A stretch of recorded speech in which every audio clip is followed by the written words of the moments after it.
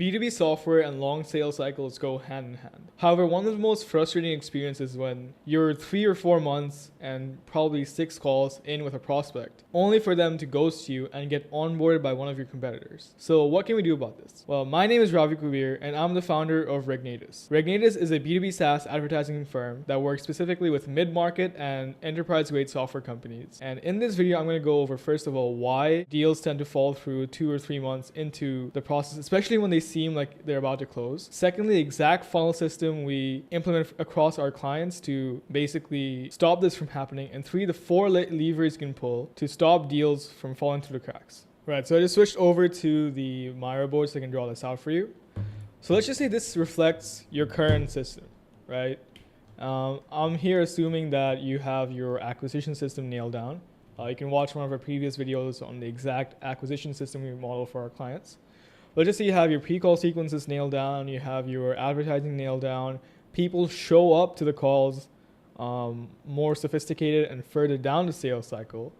But just due to the nature of your industry, let's just say you're selling to enterprise, you're selling to just businesses with more stakeholders, you have what's a process that takes around 4 to 5 calls. And in between each call, there's a time frame of 10 to 14 days. Right? Let's just say that. 10 to 14.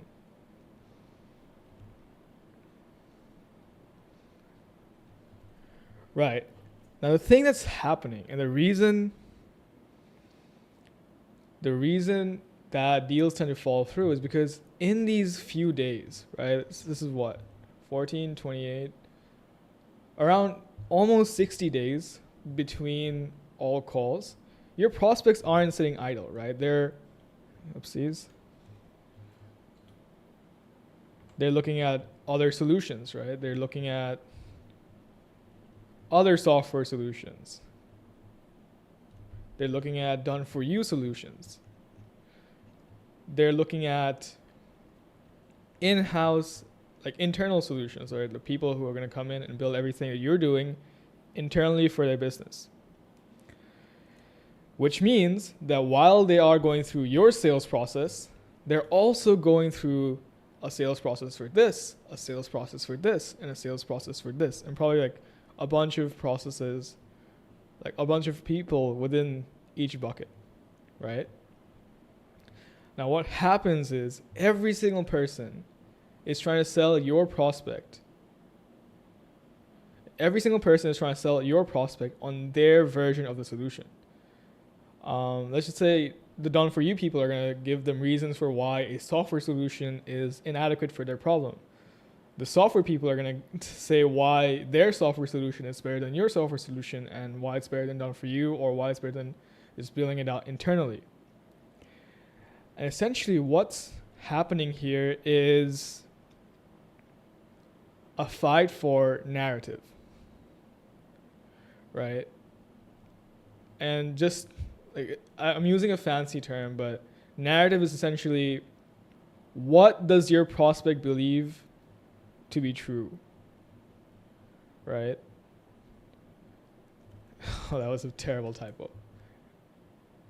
Right, what does your prospect believe to be true, which is influenced by you, it's influenced by all these other people, right? Essentially, you have the most control of the narrative during the calls. But the problem is that these calls are typically only 30 minutes to an hour long. So you keep the narrative for what? 2.5 hours, whereas there's around 2 months where other people get to shift the narrative to their own benefit, right? And this is what I like to call narrative control. Again, it's just a fancy term that's just like who is influencing your prospects' belief systems. And the reason you lose narrative, I'm just looking through my notes. The reason you lose this narrative control is because in between these gaps, you're not existing, right? Your prospects are busy people. They're, again, having around 10 discussions with a lot of other vendors. To them, you're just another vendor. Even though your product is superior, even though you have more case studies, even though you have more results, to them, you're just another vendor, right? And because you go missing during the majority length of the sales cycle, someone who is more present, someone who has a better ability to influence the narrative, gets the sale. So what I'm trying to drive home here is that the reason your deals fall through isn't because you have an inferior product. It's not because you have an inferior product. It's not because your sales process is bad. And it's not even because your sales, like SDRs or AEs, are bad. It's simply because you just lose control of the narrative. Yeah, it's simply because you lose control of the narrative. So instead of thinking about how can we stop deals from falling through, the question now becomes, how do we keep control of narrative? How do we keep narrative control? And there are 4 main levers. I'm going to go through all of them in detail in this video. So there are 4 levers. First of all is your sales process. Every single lever is going to have a bunch of sub-levers within them. So first, it's your sales process. Second is your content retargeting system.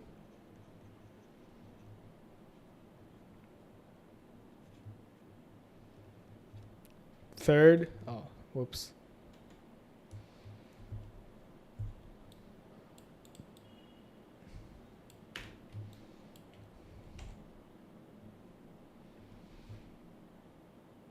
Thirdly, it's your social omnipresence.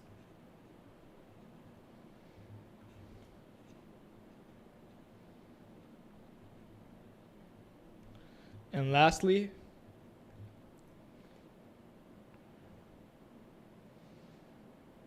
it's your email nurture.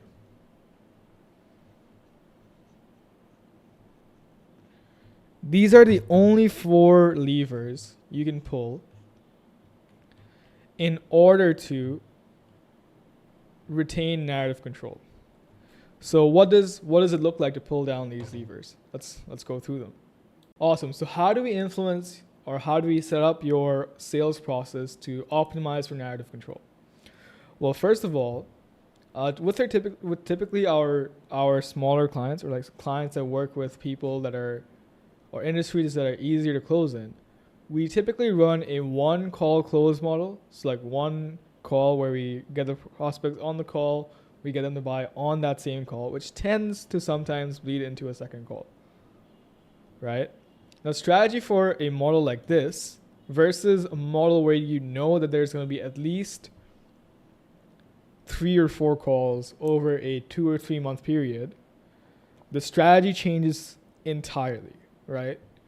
Here, it's more objection handling, right? Like you have to handle the objections, you have to set the expectations, you have to prove why your product is superior and drive the urgency in that first call. But when you know that there's going to be 3 to 5 stakeholders, these people tend to take decisions over a 2 to 3 month period. You have to do what I call planting seeds in the first call, in the first 1 or 2 calls. Now, what this means is that, again, if we go back to this, right, your competitors, the people your prospects are looking at while doing their procurement for solving the problem they're coming to you to solve, They're looking at other agencies. They're looking at other software solutions. They're looking at in-house solutions. And each of these are trying to tell them, hey, like for example, if you have a software competitor, they're telling, hey, like our software is better because it has XYZ thing that makes it better than any other competitor. The done for you people are saying, hey, look, the thing with software is that, you have to set it up all by yourself, etc., etc. Just like, again, narrative control. They're trying to plant seeds in your client, in your prospect's mind as to why their solution is better and the other solutions are bad. And so we have to anticipate it proactively and identify, hey, what are the things that other people tell our clients or other people would tell our prospects about our service or about like why their service is better, and how do we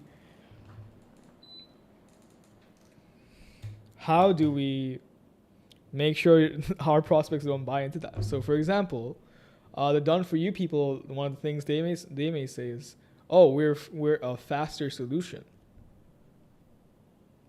right? We're going to come in and we're going to build everything out for you in a matter of 10, 15 days. Whereas with a software solution, you have to do it yourself. You have to have a developer. You have to have this. You have to have that. It's overall slower, right?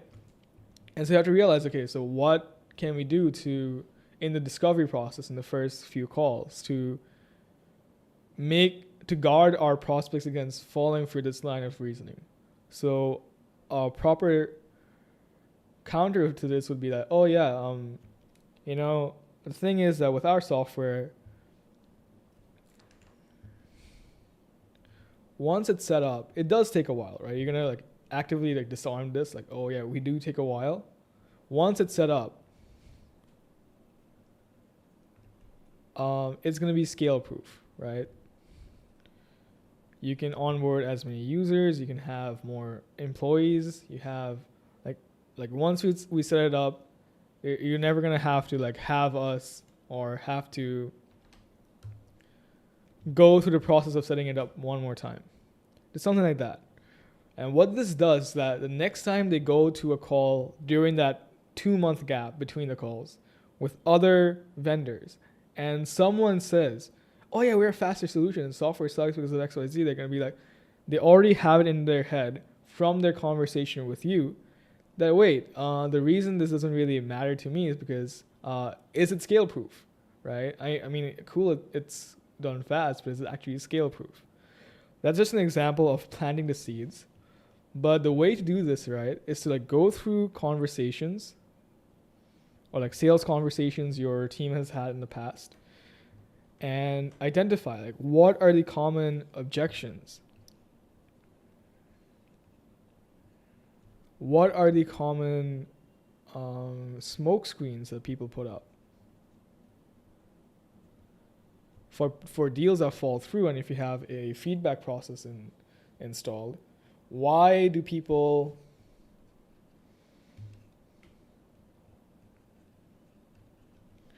opt for your competitors?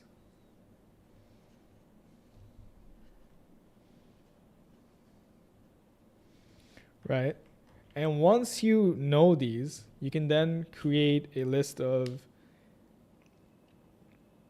seeds essentially that you can train your closing team on, your SDRs and your AEs on, to mention in the first few conversations that is going to influence how your prospects think about the other conversations they have with other people, right? That's the entire purpose of this. When other people tell them, hey, you know what? We're faster. Software sucks. This, that. They're going to have it in their head from their conversation with you that, wait, I know that it doesn't really matter if it's faster or slower because I care more about it being scalable. Right? Again, that's just the example. So it's the first sub lever you can pull. The second is an active follow-up process. So the second and the third actually go hand in hand. So the third is book a meeting from a meeting, right? BAMFAM, book a meeting from a meeting. And so you know that it's going to be a while before they get to make a decision. So instead of letting them go and having them come back on their own terms, who knows when, and turning your sales follow-up system into getting them back on a call, we want on the first call can be like, hey, I know that you guys probably have a buying committee, you have a board, whatever, and that you need to go to them to decide whether or not you want to proceed with this, or like which one you want to proceed with, right? So what we can do is that, how long do you think it's going to take for you to consult with your board and whatnot? I think it'll probably take you like, it's going to take us 2 weeks or something like that. And then you can be like, okay, so if it's going to take you 2 weeks, why don't we book a call? So today's the 11th. Why don't we book a call 18 days from now? So on the 29th of September. Right? And the reason we're doing this is because we want our follow-up process to be intentional and proactive. We don't want to be on the back foot trying to get them back on a call. We want our sales follow-up to be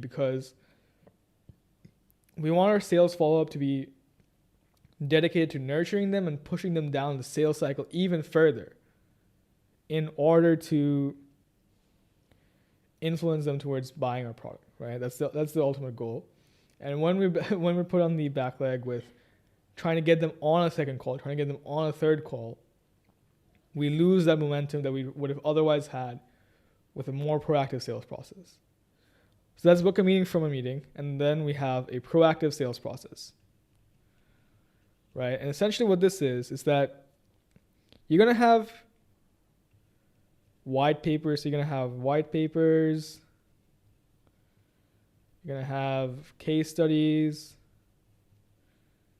You're going to have other marketing assets such as YouTube videos, podcast appearances,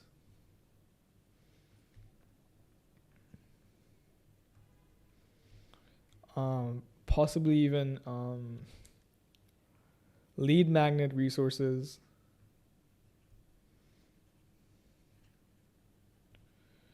Right? And what we're going to do is that and this is where like having a meeting book comes into play, is that you have, let's just say the meeting is 18 days from now, right? So today is day 1, next meeting, and here is a gap of 18 days. What your salespeople can do is that 6 days from then, you can be like, hey, we recently published a case study with someone in your niche. It doesn't have to be someone in their vertical or industry or whatever. It's like we posted a case study where someone using our tool got this result, blah blah blah blah, right? And then another 6 days or another 6 days later, you send them a YouTube video like, hey, we had a YouTube video where we go through this particular challenge that a lot of companies like yours face, and this is how to use our software to solve their problem in general. And maybe like a couple more. And what this does, right, again, is like it keeps you top of mind, right? It fills in this gap, right? You're not going radio silent in this gap. You're sending them sales follow-ups. You're going to send them the other stuff. You're going to mention the other levers. But the key is that you're just always top of mind, right? You have a process where even if your prospects wanted to, they could not forget you.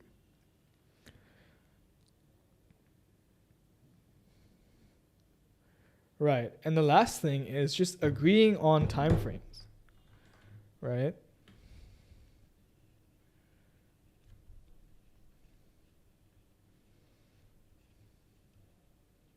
Because let's face it, no one really wants to be in the position where they have to ghost someone, right? Like I've been in sales processes where I don't want to buy, but then like it just feels like a hard thing to say no to. So just like agree on a time frame and make it clear that it's okay to say no. Right? Just be like, taking into consideration, this influences the type of questions you ask on the discovery call as well. It's like, hey, on what time frame do you guys make decisions?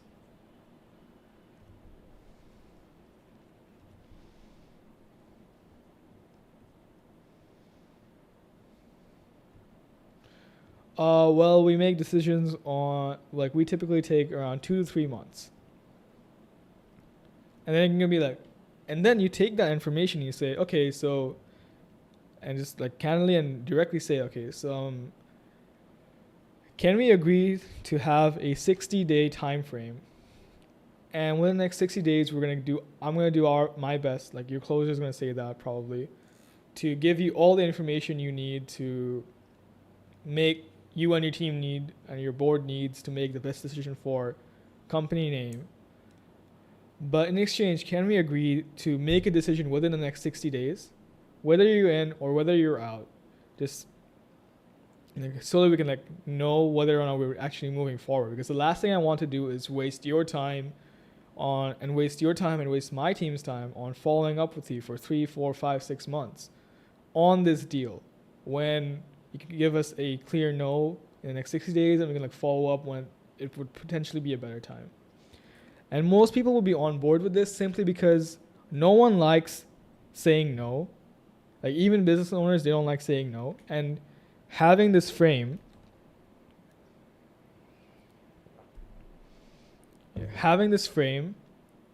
first of all, again, creates structure, which helps narrative control, like the other things I've mentioned so far.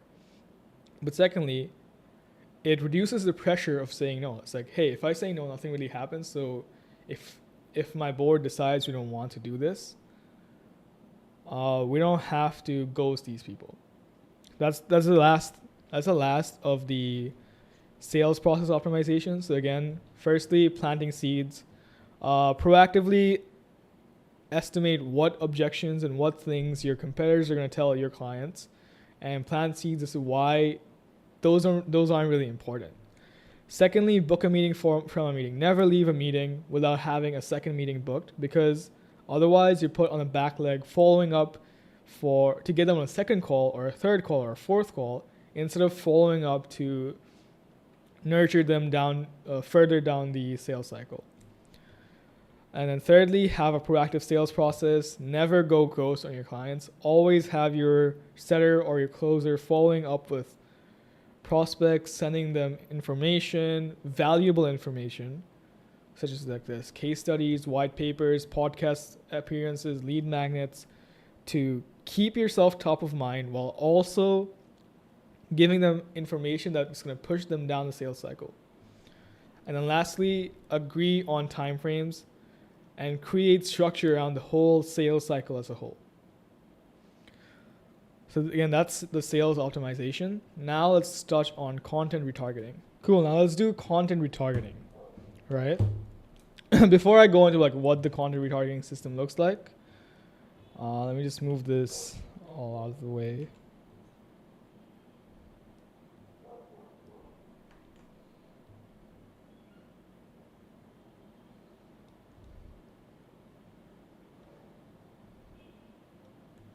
Yeah, so before I go into what the content retargeting system looks like, there are 4 axes of questions that we can ask someone, that we can someone could have for or about your product, right? This is first. The first is the first order questions. Second order questions. Objections. And then we have expectations. So if I again bring on the call drawing one more time. So again, first order questions are basic questions, like what is your software? What are the results I can expect? How does it work? Why is it better? Blah, blah, blah, blah. Then the second order is why? So it's it works like this. And it's well, how does this, it uses X, Y, and Z to get A results. Why do I care about X, Y, Z? Is A result important? How is X, Y, Z compared to ABC, blah, blah, blah. And objections like, oh,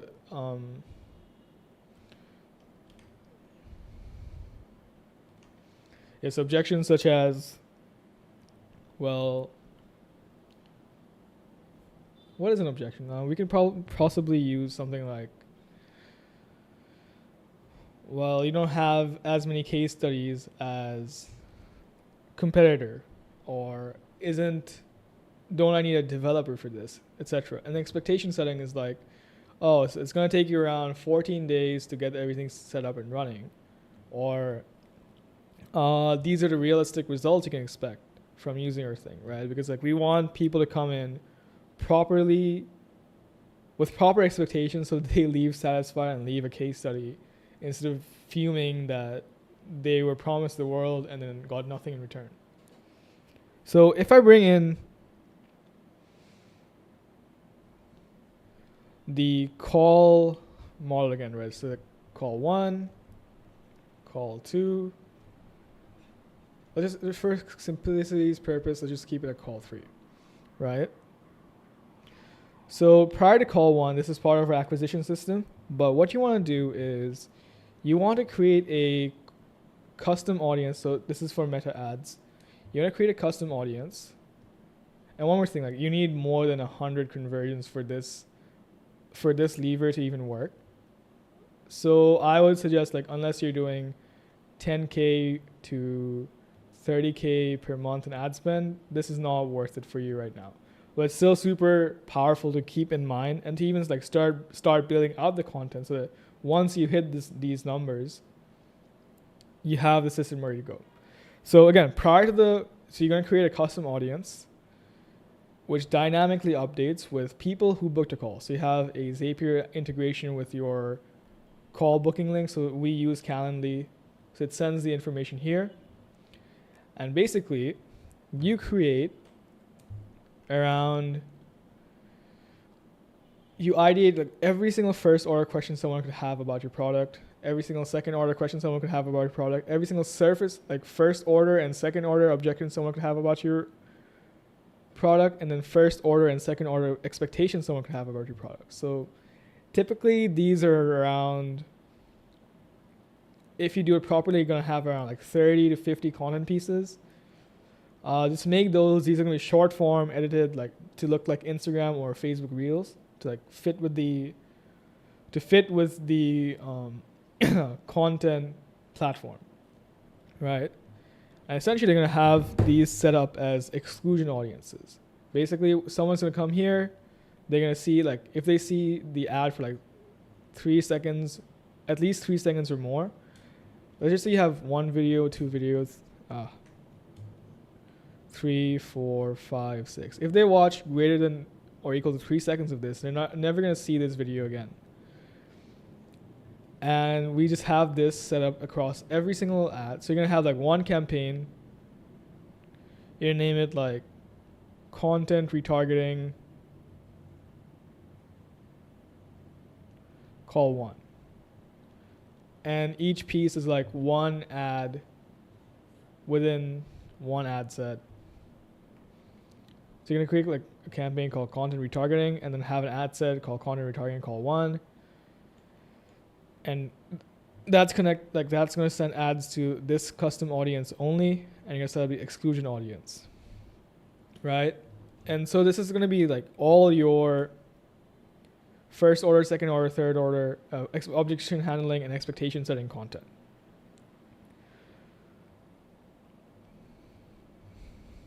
And the target frequency, right? It's like, because you're going to have around 30 pieces of content, 30 to 50, you want it to be set to at least 15, like your target frequency should be 15. And sometimes it can even go up to like 30 or 40. Now, that's like, you can stop there if your sales cycle is short. But when you have this major 10 to 14 day, like 2 10 to 14 day gaps, right? You need more content. You need to have a more sophisticated content retargeting system. So in call 1, it was pure education and pure nurture, right? It's like, hey, like these are the first order questions. What are the results I can expect? You don't have as many case studies, blah, blah, blah, blah. But in call 2, so like the gap between call 1 and call 2, it transforms from pure education to being more about education plus authority plus social proof. So the setup is going to be similar, but here we're going to be moving away from more short form based content retargeting ads to long form based, right? And so when we go to the social omnipresence lever, a lot of the stuff there you can repurpose for the content retargeting system as well, right? So you're going to have around all of your long form content, so your videos, your podcast appearances, all set up as ads, again with the same exact exclusion audience, except for long form you're going to have it set to like 1 to 3 minutes, and you're going to have, again, second order questions, deeper objections, and more expectation setting. But then on top of this, you're going to have thought leadership content. So industry takes, industry data, your white papers, all of that. Thought leadership, how-to content. And you're going to have your case studies. Jesus Christ, I need to improve my handwriting. You're going to have your case studies. And it's going to be under an ad set called content retargeting call 2. And because there's more of a gap here, again, this is influenced by how well you're able to do the book a meeting from a meeting part of the sales lever. But in this gap, you want to hit your prospects with as many of your longer form content as possible. And the same holds true for call 3, right? So again, like this is going to be another custom audience. Essentially, once someone moves from this audience to this, they're going to be dynamically sent from this within 3 days to this, and they're going to be here for like around a month or so, because the custom audience for call 2 and the custom audience for call 3 should be the same. And essentially, you're going to fill this with as many of your long form videos as possible, all podcast appearances, all case studies, and you're going to like keep building this as you have a bigger bank of objections and reasons that people don't want to move forward, right? And the target frequency for call 2 would be around like 30 because of how much more time you have. And the target frequency for call 3 is around the same. So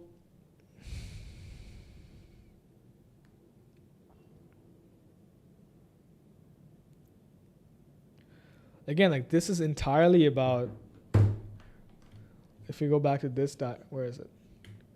This diagram. It's just entirely about filling this space in with as much presence as possible, right? Because like you have your sales follow-up, you have your content retargeting. So like the way content retargeting works, like you're not even like reaching out to them proactively.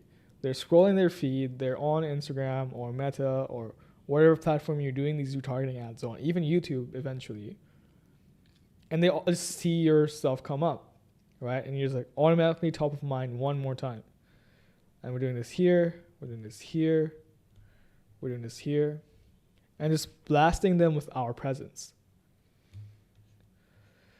But yeah, that's the entire content retargeting system. And now we're going to go over to the social omnipresence and then the email nurture system. Wow, that was a very bad selection.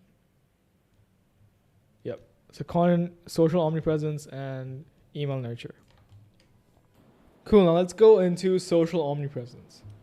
Now the primary difference between what we've been discussing so far And the last two is the fact that these have been directly inside of the sales process, right? Like these, this and this are strictly for people who have come through your funnel, who are actively inside of the sales process. Like for example, like no one outside of people currently going through the sales process is going to see these content retargeting ads. No one outside your current sales process are going to be hit with your follow-up.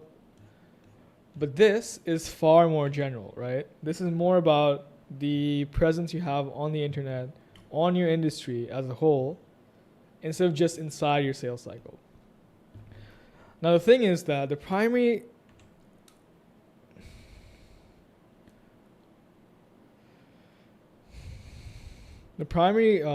thought process behind this is that your prospects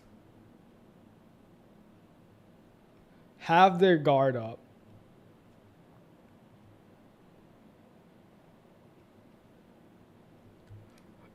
inside all sales process, whether it's you, whether it's your competitors. I don't even know what I'm trying to draw, man. But like, they see everything that everyone says with distrust because obviously they want to make the most sensible decision for their company. Now, that's why they trust the internet more, right? They're going to trust their own research more. They're going to trust the internet, which means YouTube, industry forums,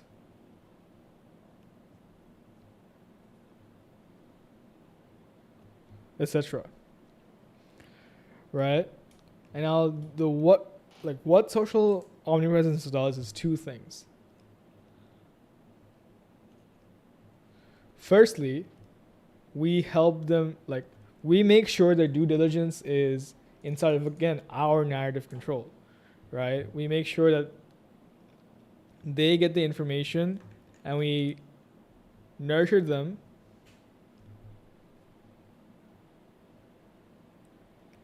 while their guard is at their lowest.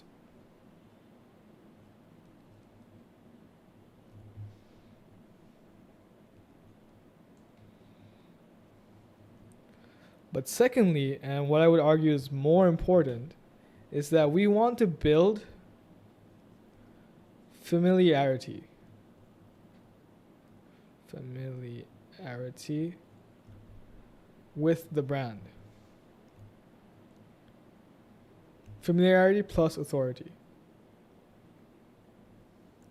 Right? Because imagine what happens. Someone searches up something related to the product or service you're selling, and the first 5 search results are you. They go into Instagram and they're scrolling and your Instagram reels pop up. Then they go onto YouTube and try to search up things related to the industry. Again, you pop up. They go onto LinkedIn, they see you. Right? What we want is to essentially create this network of content, right?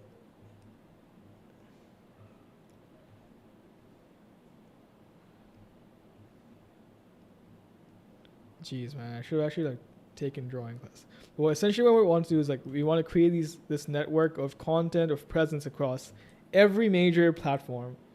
And there may be some forums that for your industry specifically, but we want to make sure that we exist everywhere so that, let's just say someone, this is the internet, specifically your side of the internet where your industry gathers, and then your prospects trying to do research. The probability that they don't start buying into your worldview or your product's value as a result of seeing you everywhere is kind of low. Now, the way we do this, right? There are a few main channels. First of all, we have Instagram organic.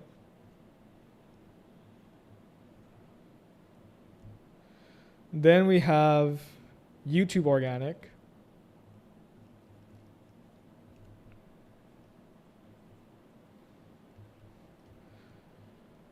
Then we have search SEO. So this would be like GPT, AI SEO plus search SEO.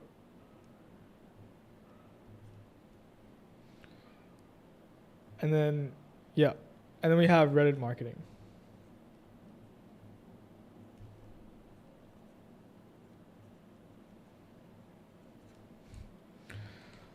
So before I dive into like what this looks like specifically for each of these, there are 4 main branches of content. First of all, there is educational content. So why-based content, right? So like why is it important to have omnipresence across all social media? That would be an educational content, right? Which is what I just explained here. So educational content. And secondly, you have, where is it? Yeah, secondly, you have authority-based content. So these are thought leadership, so industry takes. You have white papers based on internal research. You have podcast appearances. Bunch of other things. Then we have social proof-based content. Case studies, testimonials, and lastly we have actionable content. Right? That's how to. So like how to set up your brand presence across all platforms. Content. Right? So every single content you make is going to at one point or another fall back into these 4 categories. Oh shit.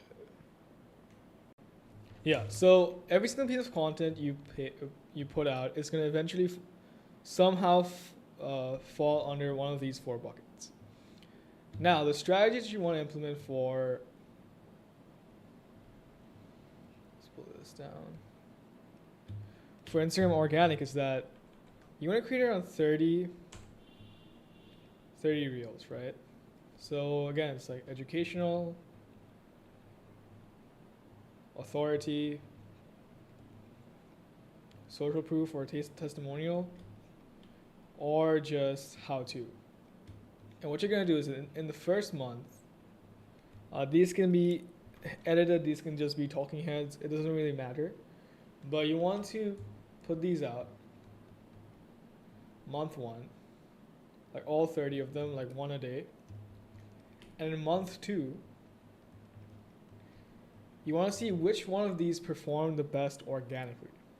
What you're going to do is take them, let's just say like 6 of the 30 perform like really well organically.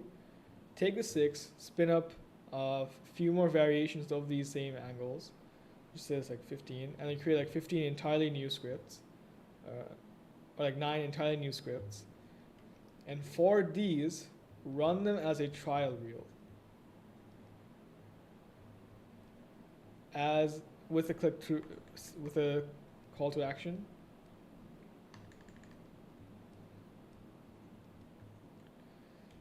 And set up a mini chat automation with a call to action for one of your white papers, resources, whatever, and have a mini chat automation to like send those to people.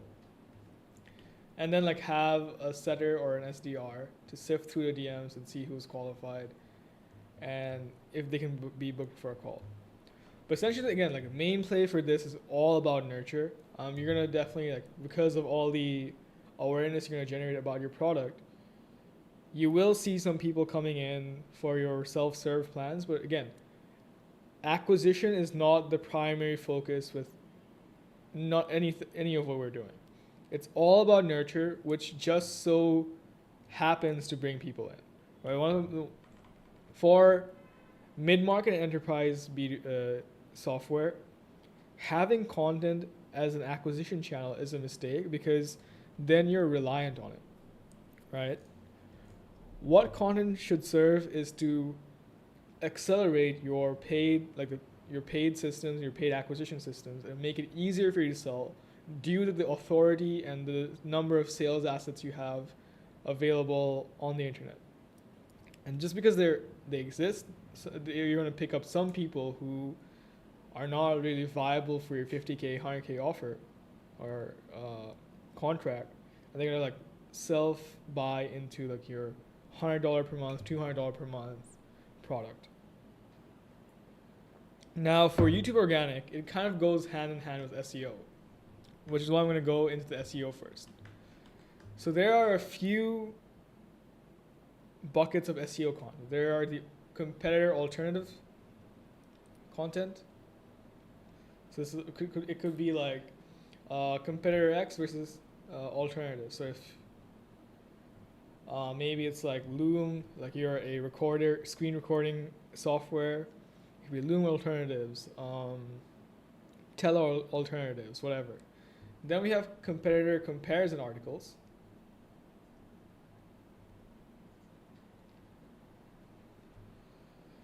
Which is like competitor X versus competitor Y, like all of your competitors. Then you have your product versus X, competitor X or competitor Y. And then we have tutorials and how-to content. Again, one of the buckets. And lastly, we have like specific guides on how to use your software to get a outcome. Now what we're going to do is like, we're going to flesh out these content for SEO first. And then all we're going to do for YouTube, right, is just make a video version of all your SEO content.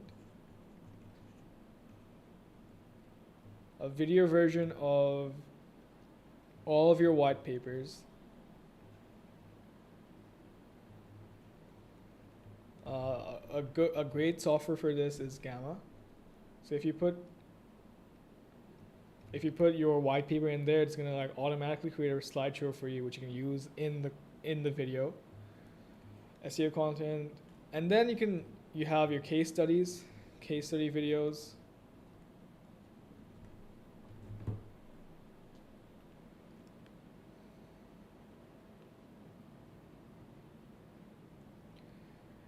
And like you can make some specific YouTube specific videos across the 4 axes of content: informational, authority,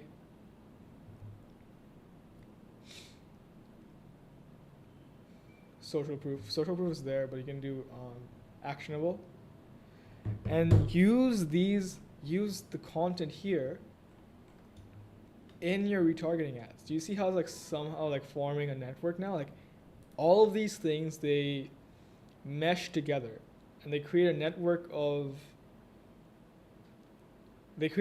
where your prospects fall into, and like no matter where they go, right, they'll have, like, just because you have so much presence on the internet, they're going to eventually trust you more. Because honestly, most of your competitors, especially in the software world, most of your competitors are not doing any of this. They don't have a content retargeting system up. They don't have a good sales process. They don't have a proper YouTube organic or Instagram organic or SEO system set up. And so if you do this, right, you're going to have around 20 to 30 videos with proper SEO.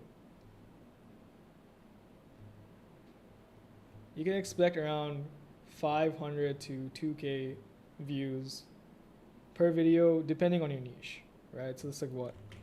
30 times 2K. It's like 60,000 views across all videos. Let's just say like 10% of those go to your website, and then 10% of the people that would go to your website sign up to your self-serve. So 60K times 0.1, 6,000, 0.1. So you get like 600 purchases kind of automatically, right? But again, YouTube or any of the organic systems are not for acquisition, they're for nurture for your paid system. which just so happens to bring you organic leads.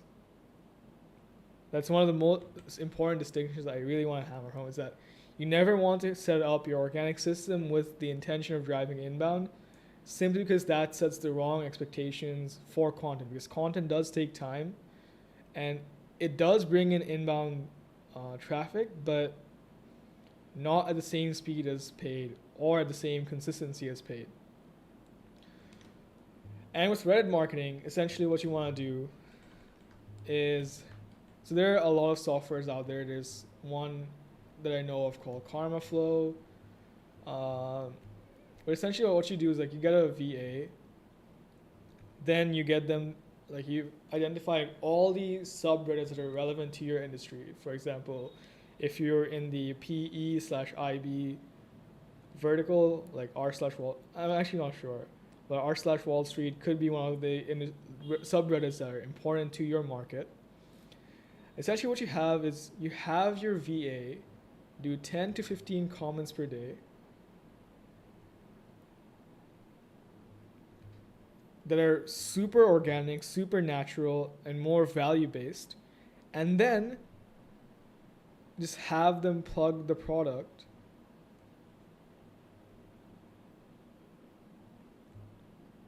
wherever it's relevant, right? One of the biggest mistakes with Reddit marketing is that you have like 4 bots and 4 VAs, and under every single comment, they just plug your product. And that's a surefire way of, first of all, getting banned, but second of all, achieving the opposite of what you want. Because like people on Reddit, they hate promotion. And so it has to be super organic, it has to be very, very relevant, and when it's relevant and helpful genuinely, even if the people find out it's like promotional, they don't really care. And essentially Reddit marketing is going to do 2 things. Firstly, obviously it's going to drive traffic because people are seeing your product. But secondly, AI over indexes Reddit because it's one of the only platforms where people like genuinely go out to have discussions. And so when a brand is mentioned multiple times on Reddit, it has a higher likelihood of being recommended by the AI engine. So paired with SEO plus Reddit plus Instagram, the likelihood of your software being recommended when your prospect is searching up content to research on their own, you're popping up. You're popping up on Instagram, you're popping up on YouTube, you're popping up on search, you're popping up on Reddit, you're popping up on AI, like ChatGPT, I don't know why I said AI.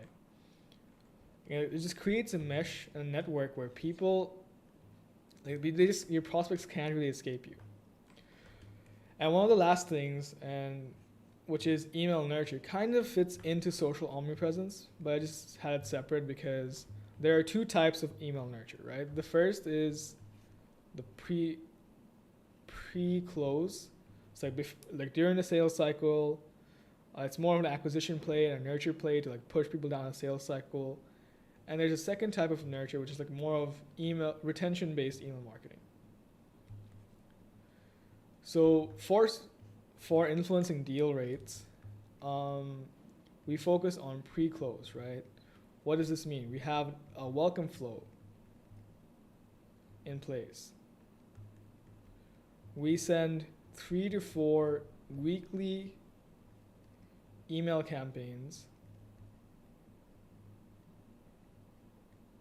that leverage all the content we have here back into this to create very value dense, nurture based emails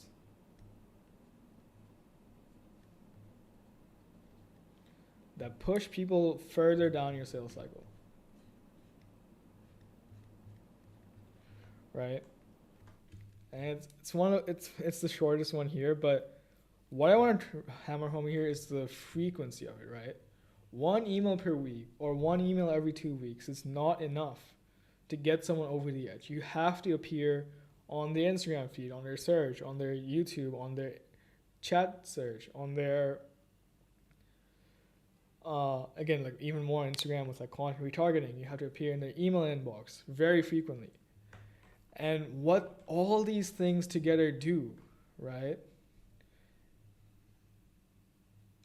is again narrative control.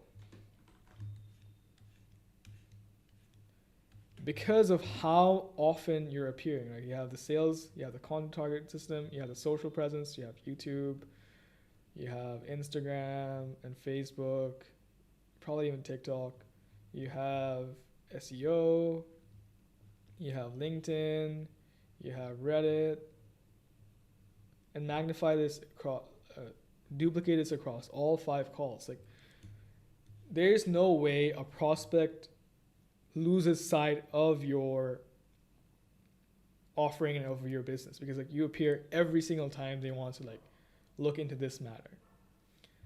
And as a result, what happens is the likelihood of, like, because of how much frame you have with your sales process, how much authority you have with your omnipresence and email nurture, and how much you've educated them with your content retargeting,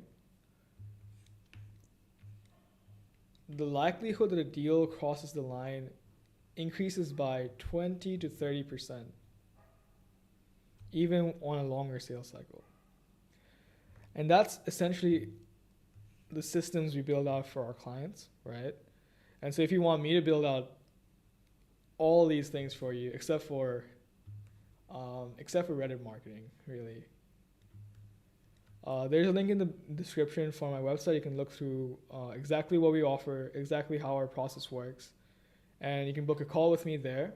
And on the call, we're going to go over exactly what your acquisition systems are like, what your pre-call sequences are like, and how we can revamp it so that you don't have these deals fall through. And yeah, that's it for the video.